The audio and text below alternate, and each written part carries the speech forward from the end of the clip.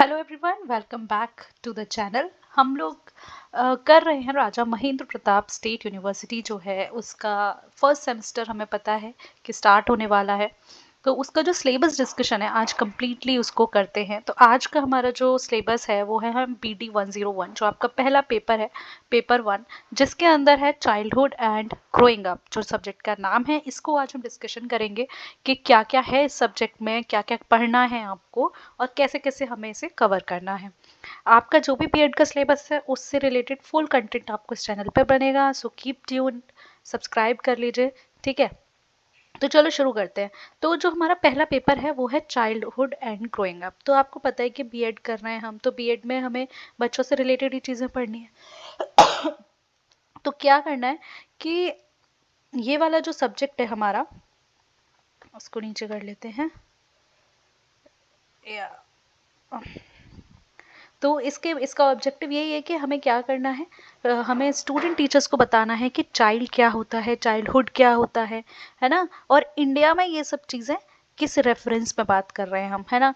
और यहाँ पे हम इस सब्जेक्ट में हम ये सब पढ़ेंगे कि डेवलपमेंट जो होता है बच्चे का वो हर स्टेजेस पे कैसा होता है, वहाँ उनका मेंटल प्रोसेस क्या रहता है, ये सब चीज़ें हमें इस सब्जेक्ट में पढ़नी है ना। तो ये चीज़ें हम यहाँ पढ़ेंगे। तो अब देखते हैं कि कौन सी यूनिट साइंस में क्या क्या पढ़ना है। तो हमारी इसमें टोटल 4 यूनिट्स होंगी। तो फर्स्ट यूनिट है introduction of concept and process of child development.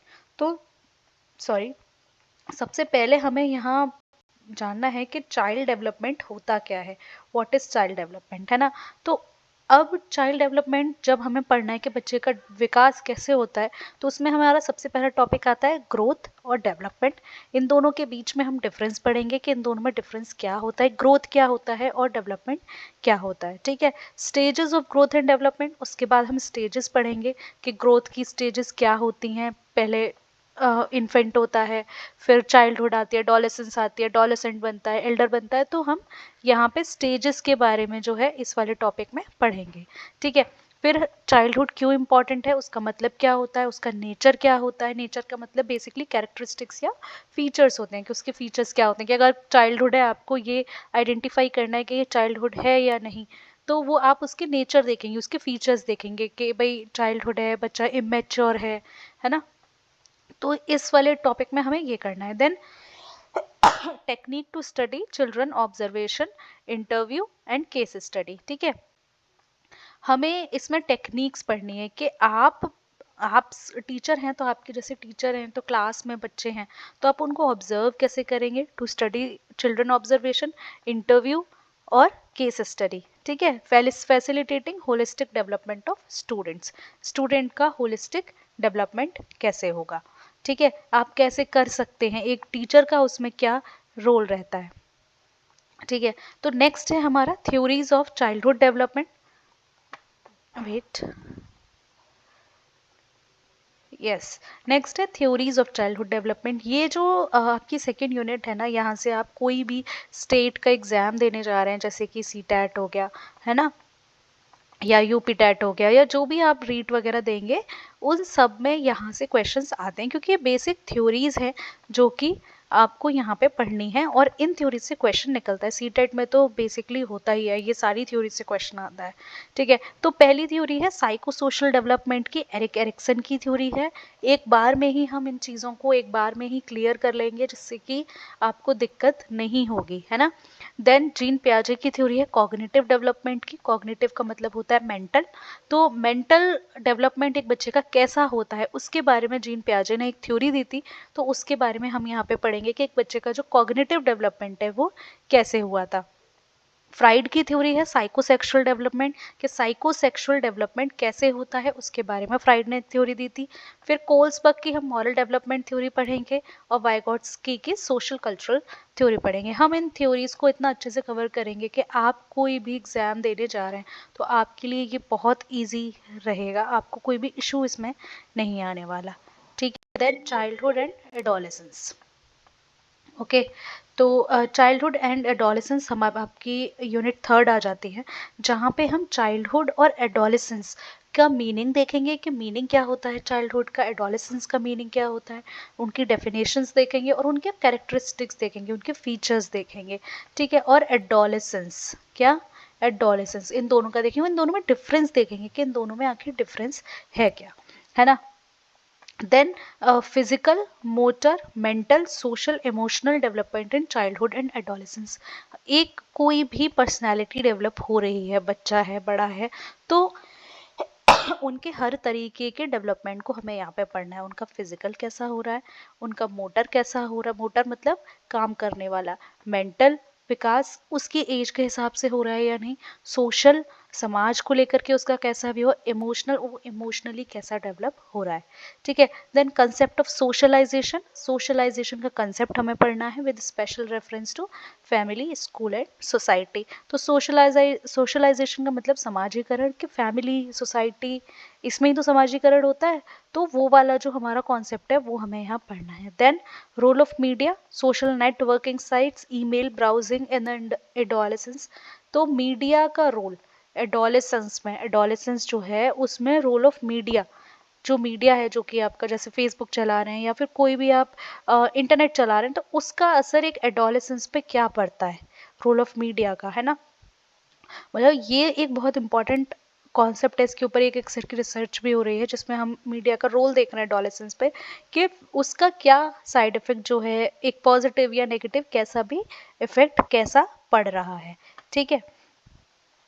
Next है आपका issues and challenges in childhood and adolescence. उसके बाद हम देखते हैं कि इश्यूज और चाइल्डहुड जो है, इश्यूज और चैलेंजेस, अब चाइल्डहुड और एडोलेसेंस के अंदर क्या इश्यूज आते हैं, कोई भी हमने देखा शुरू से कि डेवलपमेंट के स्टेजेस पढ़े, ठीक है, कैसा कैसा होता है हर तरीके का डेवलपमेंट, तो यूनिट 4 में हम पढ़ेंगे कि क्या क्या चैलेंजेस ये फेस करते हैं at the stage of childhood and adolescence, है ना।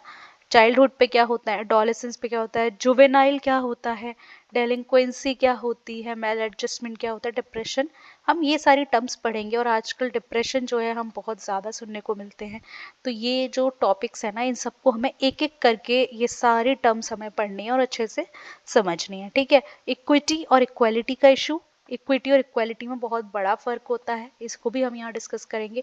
इंक्लूजन, डिफरेंट लेवल, जो भी असमर्थ होते हैं उनको इंक्लूड करना क्लास में, स्ट्रीट चिल्ड्रन के लिए को इंक्लूड करना। और मार्जिनलाइज सेक्शन, मार्जिनलाइज सेक्शन कौन सा सेक्शन हो गया, जो कि weaker section of the society है, SC ST OBC, women, disabled, है ना। तो इन सब के लिए क्या इश्यूज आ रहे हैं, है ना, तो वो यहाँ पे हमें पढ़ना पड़ेगा।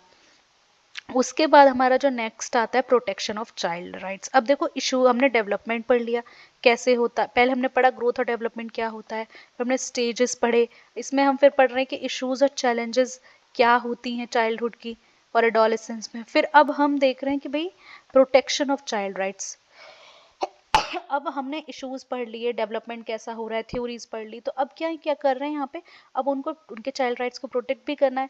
तो role and contribution of UNICEF, UNICEF का रोल और कंट्रीब्यूशन क्या है, यूनिसेफ बच्चों के लिए, ये ना यूनाइटेड नेशंस फॉर ये चिल्ड्रन, है ना। देन WHO, उसके अलावा national commission for protection of child rights, इन सब ने क्या रोल और क्या कंट्रीब्यूशन इनका चाइल्ड राइट को लेकर रहा है, इस टॉपिक में हमें ये पढ़ना है। देन चाइल्ड हेल्पलाइंस कौन कौन सी हैं। देन एनजीओज के बारे में कि भाई एनजीओज का क्या रोल रहा है, कंट्रीब्यूशन रहा है चाइल्ड राइट्स को प्रोटेक्ट करने में। तो इस टॉपिक में बेसिकली हमें रोल और कंट्रीब्यूशन किसका पढ़ना है, इन सारी जो आपकी ये सब जो ऑर्गेनाइजेशन है, यूनिसेफ का, WHO चाइल्ड राइट्स के लिए क्या कर रहा है, national commission for protection of child rights क्या कर रहा है, चाइल्ड हेल्पलाइन जो हैं वो कैसा रोल जो है वो प्ले कर रही हैं, है ना। और एनजीओज क्या का क्या रोल होता है, ठीक है। तो ये हो गया हमारा। देन उसके बाद हमने देखा साइकोलॉजिकल प्रॉब्लम, साइकोलॉजिकल क्या है, मेंटली, मतलब आपको साइकोलॉजिकली क्या क्या प्रॉब्लम्स आ रही हैं, मतलब क्या क्या प्रॉब्लम साइकोलॉजिकली हो सकती हैं, उसकी क्या क्या कॉजेज हो सकते हैं, और उसको सही करने के लिए क्या क्या रेमेडीज हो सकती हैं, किस तरीके से, through sports activities and yoga.